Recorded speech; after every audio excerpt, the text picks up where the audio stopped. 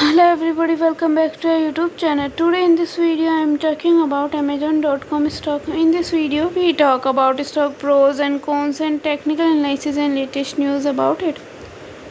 Stock is trading at 130.80 US dollar with 1.57% positive in a day.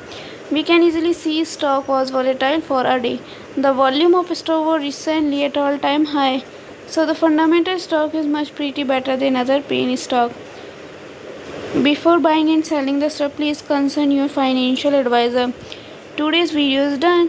Thanks for watching. Please subscribe my YouTube channel and like the video and also comment all related queries.